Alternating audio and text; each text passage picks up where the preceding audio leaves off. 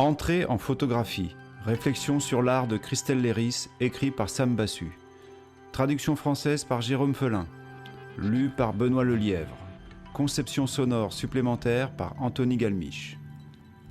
Édité par Arzo Éditions avec 4 photographies de Christelle Léris. Chapitre 4. Pessimisme. Vous êtes réveillé. Vos yeux sont ouverts et vous ne pouvez réaliser où vous êtes, quel jour il est, ou même qui vous êtes. Chaque chose semble étrange et pas tout à fait à sa place. Mais une seconde plus tard, vous reconnaissez votre chambre. Chaque chose est comme elle doit l'être et rien de grave n'est arrivé. Dans ces moments-là, vous réalisez que se réveiller n'est pas simplement une transition entre le sommeil et la veille. Un état ne se définit pas simplement par rapport à l'autre. Dans les phases plus perturbées d'une vie, l'urgence brutale d'échapper au sommeil se dissocie du processus normal de réveil et vous amènera brièvement vers un vide étrange que j'appelle l'état de golem. Dans cet état, vous pouvez aisément fuir, si besoin est en faisant du mal à quelqu'un, mais pas grand-chose de plus. Je me suis habitué à sortir du sommeil sans me réveiller à proprement parler et sans être capable d'interpréter les signes pour identifier celui qui se réveille. Angoisse exquise que de ne pas être capable de savoir qui repose en ce lit, à quelle heure et en quel lieu, fixant le plafond du regard. Je l'appelle l'état de golem à cause du sentiment que tout en moi est boue. Je ne vois rien grâce à mes yeux, mais je suis conscient de la pièce au travers d'une solidarité avec tout type de matière. Cet état fugace n'est pas une fenêtre ouverte sur un état animal latent, mais quelque chose de plus profond, de plus cristallin, qui croît, qui bouge et vit presque. Cependant, pas de la manière dont nous pensons normalement aux choses vivantes. C'est comme entrer en contact avec les matières premières de notre vivante mécanique, comme dans le récit du golem au XVIe siècle, à qui on donne vie à partir de l'argile du fleuve pour protéger le ghetto de Prague. Une créature animée existant en parallèle de ses maîtres humains. Cette fois-ci, je suis sur mon canapé lorsque je me réveille et ma tête est malaisément soutenue par quelques coussins délavés que nous avons achetés lorsque nous avons aidé à vider la maison d'une personne décédée. J'aime leur motif. À un certain moment, ils ont dû être à la mode, mais à présent, ils ne font plus que rappeler le passé. Les coussins ont fait retomber ma tête en un angle biscornu et je me suis réveillé en étouffant, forcé en cela de m'élever à la surface de la conscience. L'image d'un poisson suffocant sur le sol se mélange avec la mienne alors que je halète sur mon canapé. Je hoquette et je me débat pour prendre le contrôle de ma respiration. Maintenant, je ne parviens pas à reprendre mes esprits hébétés. Cette expérience dure quelques millièmes de seconde, mais remue des émotions primitives et me laisse une forte impression. Ce n'est pas la longueur de l'expérience qui compte, mais son intensité, comme dans un accident de voiture. Je me sens comme atteint de graves lésions sans pouvoir les localiser. Je bois un peu d'eau. J'ai un rendez-vous au café du commerce dans 1 heure aussi, j'ai un peu de temps à tuer avant de m'y rendre. Je ne parviens pas à faire quoi que ce soit d'utile, aussi je cherche les mots étouffés et rêve, mythe, archétype sur Internet. Je découvre Job 7:15. Aussi je préférerais être étranglé et mourir plutôt que de garder ce corps qui est le mien. Je suis ému par cette lamentation suicidaire, Ma'anak Mawet, étranglement et mort. Même si je n'ai pas enduré de très grandes pertes au cours de ma vie, je crois comprendre l'importance de saluer les lamentations et la douleur à son paroxysme. Nous sommes organisés autour de l'idée de notre propre bonheur. Nous le poursuivons à travers nos activités, nos choix, nos pensées. Mais aussi proches que nous soyons d'atteindre ce bonheur, nous passons beaucoup de temps au seuil de son enclos, assez proches pour profiter de la chaleur de sa lueur prometteuse, mais nous n'y entrons jamais. Bien sûr, ici, je parle pour moi, et je ne devrais pas supposer que c'est la même chose pour vous. Je suis en avance pour mon rendez-vous avec Martin au café. Je porte un pull rose poussiéreux qui a été à la mode 1 an auparavant, mais ne l'est plus tout à fait. Il est assorti de manière improbable avec le décor bordeaux du café. Je me suis attaché à ce pull, et je l'ai porté en permanence depuis une quinzaine. Il est délavé et taché, et il n'est pas plus charmant pour avoir été usé jusqu'à la corde. De voir ce vêtement rose crasseux me fait penser à la tristesse, non à la mienne, ni à celle pour le pull maltraité. J'ai l'impression que ce pull est une preuve que la tristesse est une qualité de l'univers et pas simplement une émotion humaine. Mon pull sale et élimé est la partie immergée d'un iceberg gigantesque de tristesse cosmique. J'y pense tandis que j'attends Martin, mais ici personne n'est triste. Ni moi, ni les autres clients, ni Flavien, le propriétaire. Mais le pull rose est là, exsudant son humeur terreuse sur toute la scène. Ou est-ce que je suis triste dans le sens où je deviens un réceptacle pour la pitié, parce que je porte un pull sale en public ? Je m'interroge à propos des différentes sortes de tristesse, à propos du deuil et de la souffrance, et des différences ô combien subtiles entre les cas de figure et les contextes. Je m'interroge à propos de l'angoisse et de l'aliénation comme tonalité que nous pouvons utiliser afin de comprendre le monde. J'ai parlé assez souvent à Christelle pour savoir qu'on ne peut pas entrer dans son travail de la bonne manière si on le considère, au sein du monde, comme un reflet de nous-mêmes, émotionnel et narcissique. Elle ne fait pas simplement des photographies mélancoliques ou des méditations poétiques sur la mortalité. Son approche hérite bien plus des postures modernistes, de la manière dont elle donne forme et matérialise, avec un intérêt moindre pour la représentation comme lutte en art. Ses œuvres ne sont jamais de seules images des choses. En s'attardant sur les travaux de Christelle, en tournant les pages de l'un de ses livres, ou en regardant ses photographies dans une exposition, vous ressentez l'immanence de l'état d'esprit comme une entité tangible, œuvrant dans le concret à la structuration du monde et non à une projection psychologique. Vous prenez conscience de la découverte qui est la sienne, que le monde n'est pas passivement et simplement là pour nous, pour être dépeint dans nos représentations et nos théories. Il nous donne la réplique. Nous négocions et communiquons avec lui grâce à un tissage d'actions interconnectées. Si dans ces photographies, l'optimisme vis-à-vis des relations humaines fait défaut, cela n'entraîne pas pour autant un pessimisme paralysant. Une certaine résolution et une prévenance existent, qui sont encore possibles malgré le pessimisme raisonné qui émerge de la pratique de Christelle. Elle n'est absolument pas un projet nihiliste, une résignation ou une faiblesse, confrontée aux motifs de souffrance sans cesse renouvelés qui définissent l'histoire. Elle est orientée vers l'objectif de débarrasser la photographie de l'idée qu'elle doit agir comme une preuve d'un monde du passé immédiat dont nous pouvons nous rendre maîtres. Elle décrit un monde dont nous ne sommes pas le centre, où cependant nous laissons encore nos vestiges. Ce qui est surprenant à propos de ce travail est qu'il est capable de mobiliser un spectre complet de traces et d'empreintes humaines, de l'architecture et du paysage jusqu'aux biens personnels et aux créatures domestiques. Cependant, elles sont découvertes dans un paysage aliéné qui ne reçoit plus ces empreintes comme des indicateurs de progrès. C'est le paysage qui vous réveillerait en golem avec un passé d'argile et un vouloir prédéterminé.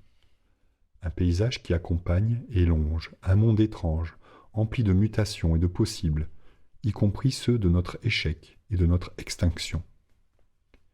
Il peut embrasser ces possibles autant qu'il est nécessaire pour fuir les idées intéressées et moralisatrices qui limitent notre aptitude à penser clairement le futur.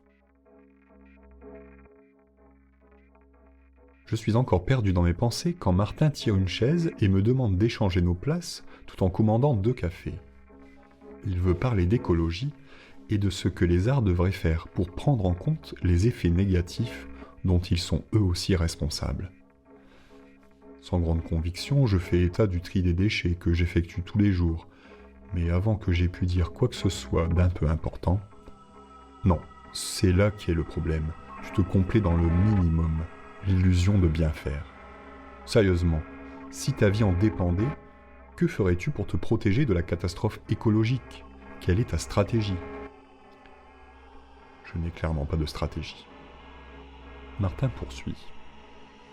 L'ennui dans ton attitude, c'est que tu penses que le problème relève du règne humain. Tu accomplis un certain type d'action socialement reconnaissable, écologiquement pertinent, et si ce n'est pas assez, une génération future prendra en charge la gestion du problème. Peut-être aura-t-on un peu moins d'espèces et un peu plus besoin de développer les technologies avancées, ou aurons-nous besoin de nous habituer au nouveau système climatique. Mais peu ou prou, tu penses que tout continuera plus ou moins comme avant. Mais ce n'est pas comme ça que ça va se résoudre. Nous avons tous besoin d'arrêter de penser à la planète comme à un endroit bienveillant qui fait des efforts pour nous héberger au mieux. Le monde naturel est autant une menace que nous. La vérité, c'est que collines et forêts te tueront, même si pour cela, elles doivent en passer par leur suicide. J'avais eu les mêmes réflexions, mais pas pour les mêmes raisons. Je ne saurais dire si Martin avait parcouru des sites internet sur l'écologie de l'Anthropocène ou le paganisme animiste. Aussi, sur l'instant, ne suis-je pas tout à fait sûr de la manière de poursuivre. Je lui dis que j'ai arrêté de laver mon pull pour économiser de l'eau, mais il ne saisit pas la plaisanterie. Le problème, dit-il, c'est l'espoir. Tant qu'il y a de l'espoir, il y a toujours un moment de ne pas changer quoi que ce soit. La désespérance, le pessimisme total, c'est de cela que nous avons besoin. C'est uniquement au fin fond du désespoir que nous gagnerons assez de liberté pour agir. Je me sens là, et épuisé malgré le café, je change de sujet. Cela fait longtemps que je n'ai pas regardé par la fenêtre de la voiture le paysage qui se déroule, au sein duquel j'ai vécu ces 10 dernières années. Les déplacements sont habituellement un temps où la pression du jour se relâche, et j'ai perdu l'habitude d'observer quoi que ce soit lorsque je regarde la route au dehors. J'essaie de me montrer plus attentif.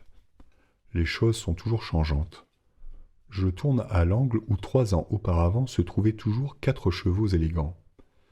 Ils ne sont plus là. Le champ est vide et envahi de ronces. Ici, le toit de la maison de Monsieur Farge s'affaisse déjà en se creusant, bien qu'il ne soit mort qu'il y a quelques années. Quelques nouvelles granges, des blocs de métal plats et peints en vert. En une après-midi, il suffit d'une personne et d'une machine pour raser jusqu'au sol d'antiques maisons de pierre. C'est étrange de construire de si éphémères et légers bâtiments au sommet de décombres. Je me suis laissé dire que c'est le paysage parfait pour les gens stressés. C'est sans surprise, juste un verre calme qui se déroule doucement. Je repense au travail de Christelle, à la manière dont la géographie spécifique d'une photographie n'est pas réellement ce qui est décrit. J'apprends à distinguer un univers potentiel, parallèle dans son travail. Un paysage de golem, libre d'être transcendant et rempli de systèmes mécaniques aveugles. La vision d'un étranger, la vision de la créature, belle et désolée. Retour au paysage en partant de son travail, malgré sa nature réservée, il devient le lieu des limites, des horizons, et soulève la question de l'itinérance.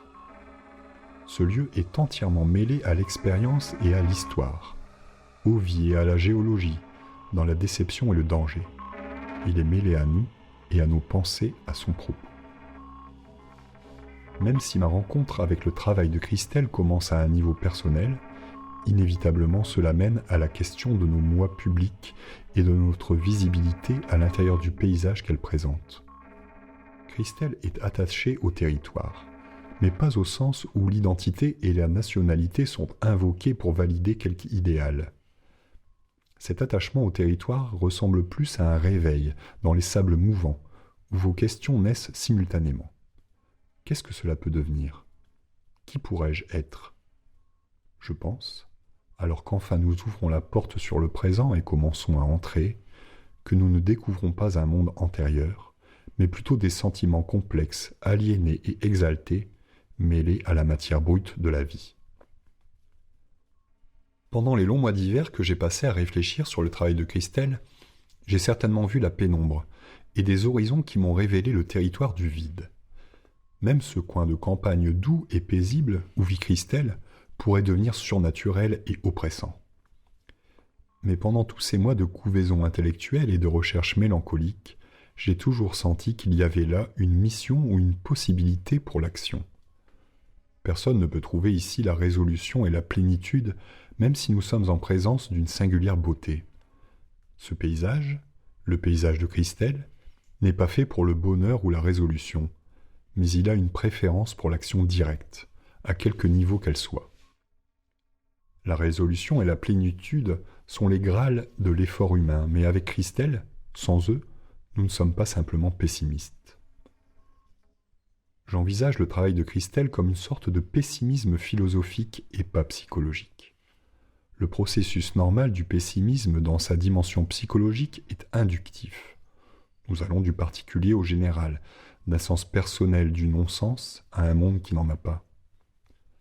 Avec Christelle, le travail a déduit quelque chose. Il découvre le monde comme étant hostile au sens et à l'ambition humain. Elle dérange nos vaines tentatives pour nous situer à l'intérieur d'un monde avec un peu de certitude, mais elle offre à la place un univers étrange et distingué. Dans son travail, le temps, ce fardeau, est reconfiguré. À la différence de la plupart des êtres vivants, nous savons concevoir passé et futur et nous pouvons prédire et savoir des choses qui ne sont pas encore arrivées, comme la mort des autres et la nôtre propre. C'est un facteur important dans la perspective pessimiste. Il nous révèle notre impermanence et les inévitables changements dans la prospérité ou la souffrance qui vont finir par rencontrer toutes nos tentatives de progrès. Au lieu de reculer devant cette vision désenchantée et crépusculaire, le travail de Christelle offre à chacun la possibilité de puiser à l'intérieur de ce schéma pessimiste général et d'accepter cet état de choses qui peut être à l'origine de nouvelles façons de vivre, de clarté et d'honnêteté. Cela trouve son accomplissement à travers quelque chose qui a la forme du deuil. Mais c'est un deuil qui n'a pas d'objet et ne travaille ni à une résolution ni à une fin. C'est un deuil qui vient du futur, qui forme le lit de l'intimité et de l'attachement, non seulement entre les êtres humains, mais avec la matière de toute chose. C'est un deuil que nous anticipons dans la plus proche et la plus sincère des relations. Je le vois dans la tonalité de ces photographies, dans la façon qu'elles ont de naître à la vie, dans ce qui est exclu comme sujet et ce qui vient à nous à travers l'usage de séries et d'autres instruments conceptuels qu'elle utilise. Souvent, la tâche de la culture est de nous détourner du caractère arbitraire de la vie, à travers ses hédonismes, ou d'insister sur la singularité étrange de la conscience humaine.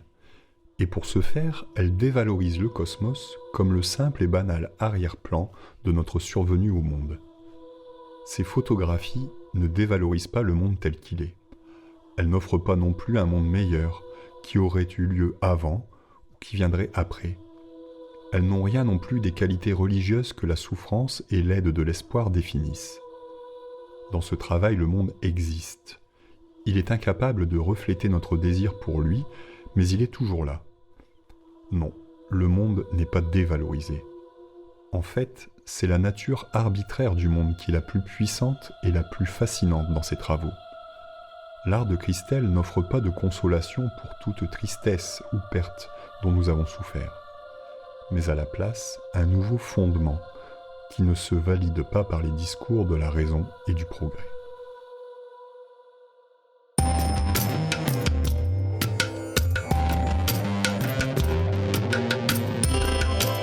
Radio Culp.